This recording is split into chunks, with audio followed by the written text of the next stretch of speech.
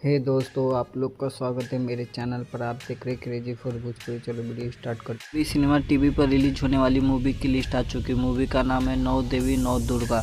हाँ, ये मूवी का कंफर्म रिलीज डेट आ चुका 100%। जैसे कि मैंने आपको पिछला वीडियो में बोला था कि ये मूवी इसी हफ्ते रिलीज होने वाला है, तो इसका 100% रिलीज डेट आ चुका है।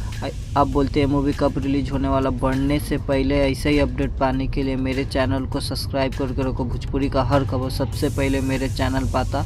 और ये बहुत बेहतरीन मूवी है, बहुत पारिवारिक मूवी है। जब थिएटर में चला था तो लोगों ने बहुत पसंद किया था। स्टार कास्ट में नजर आने वाले रिंकू घोषला, रितेश उपाध्याय, आस्था सिंह। आप बोलते हैं मूवी कब रिलीज होने वाला। ये मूवी 15 अक्टूबर को शाम 6:30 बजे भोजपुरी सिनेमा टीवी पर रिलीज हो रहा। कभी गलती से आप मिस कर दे तो 19 अक्टूबर को सुबह 10 बजे भोजपुरी सिनेमा टीवी पर रिलीज होगा। और वीडियो अच्छी लगी तो लाइक करें, शेयर करें, सब्सक्राइब करें। मिलता है वीडियो में। धन्यवाद। कमेंट करके बोलेगा ये मूवी आप लोगों को कैसी लगी।